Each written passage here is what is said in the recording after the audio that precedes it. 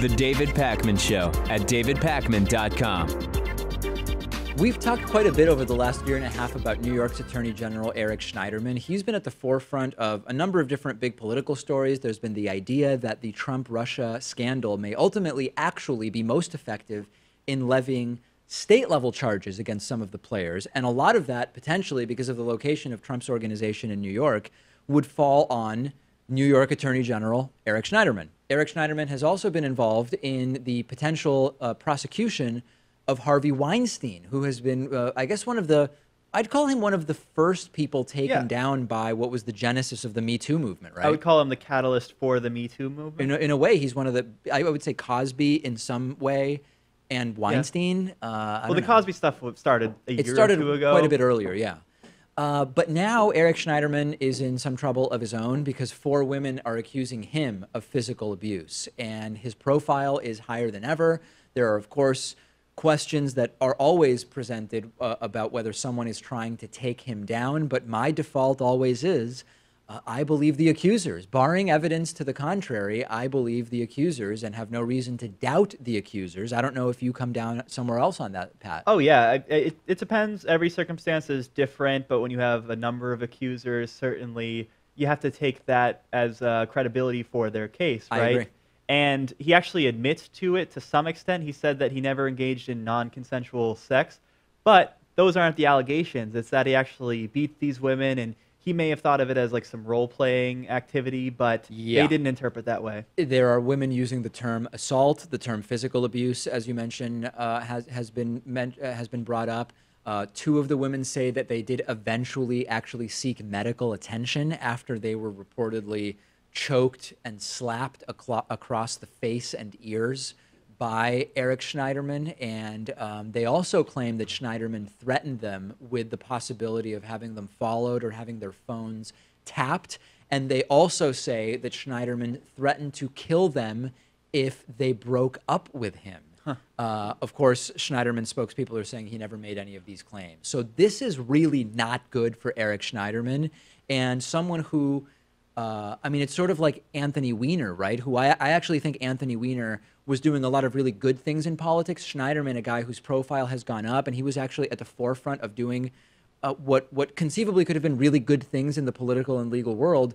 He may end up completely out as a result of a personal scandal. Similar to Elliot Spitzer, too, another New York politician. Of course, everything he did was consensual. He just hired a prostitute, essentially. Yep. And it's interesting to see how conservatives are running away with this story. It's their top news story for the day. Yeah. And I think it's because they want to show that liberals can be the perpetrators of these Me Too stories, too. And, you know, there is a clear hypocrisy because he was the one to prosecute Harvey Weinstein and made horrible comments about Weinstein. Yeah, but there's also he's doing it himself, There's too. also a hypocrisy on the people on the right who want to talk about Eric Schneiderman, but they still voted for Trump despite more than a dozen allegations of inappropriate sexual conduct. The people who, you know, there's hypocrisy on both sides for sure. And just like how no one on the left, reasonably so anyway, is protecting Anthony Weiner. Absolutely. No one on the left is going to protect Schneiderman, too. I mean, I have no connection to the guy. I have no reason to keep him around, right? That's right. And it was the right who did sort of, to different degrees of explicitness, protect Roy Moore down in the special election in Alabama. And you always hear the right say, well, listen, the left does it too, and the left won't call out those people.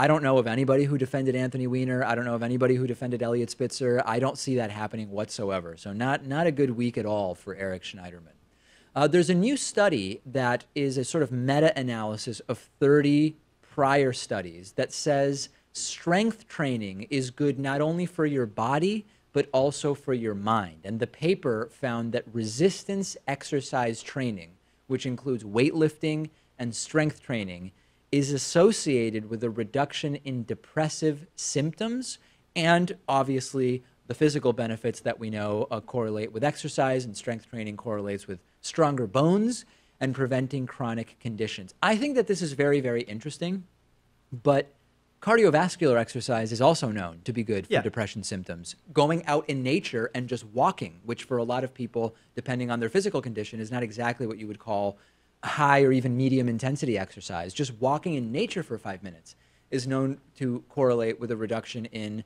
depression symptoms and a general increase in health well-being. So what seems to me to be the most interesting part of this is not so much about the strength training specifically, but the idea that exercise is good not only for the body, but also for the mind. Yeah, and it seems pretty intuitive. One, because you then have, after exercise, endorphins pumping through your body, and that will make you feel better. Pumping but also, big time. you get the sense of accomplishment, right? You know, you mentioned cardiovascular exercise. If you could run 5 miles last week and now you can run 7, that's an improvement. If you could do 7 reps last week and now you can do 9, absolutely, hey, you're stepping forward. But I think the problem is, if you are a depressed person, you may lack motivation in the first place to get to the gym or to go on that run. And that can be a difficult thing to overcome. But at least we know that this can work. Well, that's where people get that idea of, even though you might not want to go and do it, do you ever feel worse after going for a run or going to the gym or walking in nature? And the answer generally, barring some injury that takes place while you're doing it or sickness that you develop, you do end up feeling better, sort of, for the average person. And I think that you're right, that when you are dealing with depression, that by its very nature will make it less likely that you will actually get started. And that's sort of a circle that has not yet, we haven't really cracked that nut, but nothing surprising at all about the results here.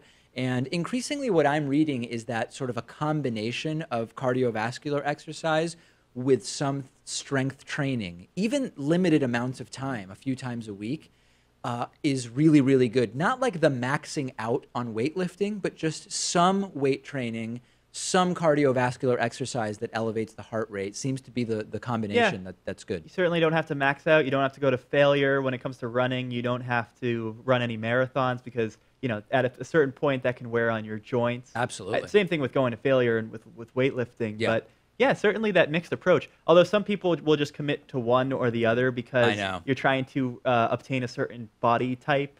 And, you know, if you're doing both at the same time, you may not see the results that you want necessarily. Yeah, but it appears as though it is healthier, big picture, to be doing some of both, I think, from everything I've read anyway.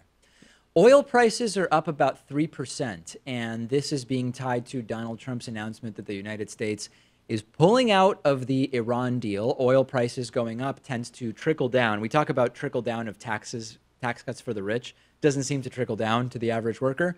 We do see the trickle-down effect of higher oil prices trickling down to higher gas prices eventually, and this is totally predictable. And we've talked for a decade on the program about how a lot of what we see in the changes in gas prices does not directly link to the actions taken by American presidents, but that there are actions American presidents can take which will make gas prices either go up or down. And I said that pulling out of the Iran deal and generating instability in that region of the world is absolutely something that could lead to an increase in gas prices. And we're seeing the precursor to that already, which is an increase in oil prices at a time, as I mentioned last week, when gas prices tend to go up anyway, leading up to early summer. So we had a record, a 3-year record high average gas price last week at $2.81 nationally.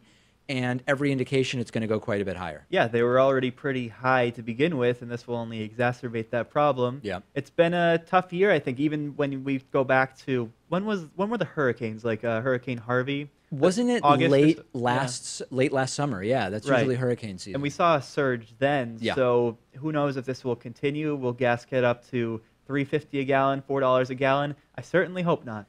I mentioned this before, but I'll mention it again. When I was in California a couple weeks ago and I rented a car to go from Los Angeles to San Francisco, there were places where you had $5 a gallon premium.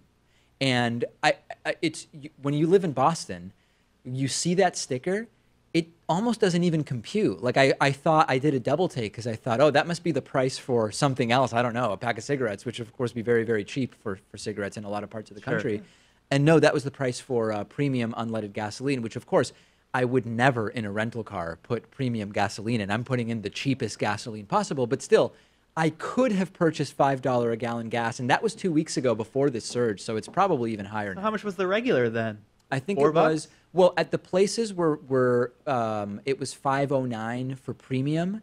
I think that the cheapest was something like $4.69 or $4.59, something like that. Yeah. I didn't end up gassing up at those prices because I fortunately got gas kind of like in the middle of the trip, and it was kind of in more rural California, and it was quite a bit cheaper. But still, it was over $4 a gallon. I'm curious, what about the 10% ethanol What about the diesel? Can you give me the whole rundown here? I don't remember the price. I didn't pay attention. I just remember seeing like 469, 489, 509 and thinking that is nuts. Yeah.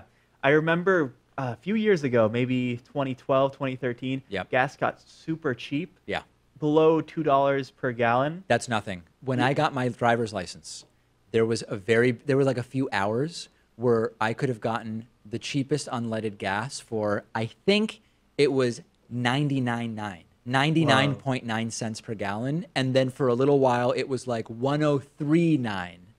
That did not last very long. And I'm sure there are some baby boomers in our audience laughing at us right now saying that they remember 37-cent per gallon gasoline. Yeah. But inflation and cost of living increases and all that stuff, you got to weigh it too. It's more notable, that when I got my license, it wasn't so long ago. Like it's not that, hey, I used to be able to get a restaurant meal for a nickel. It's like, well, okay, the inflation adjustment from that phase is pretty significant.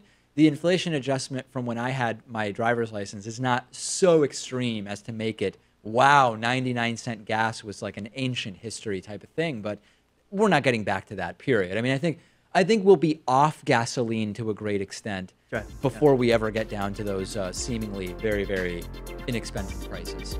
That's it for today's bonus show. We will have a new show and a new bonus show for you tomorrow. The David Pakman Show at davidpakman.com.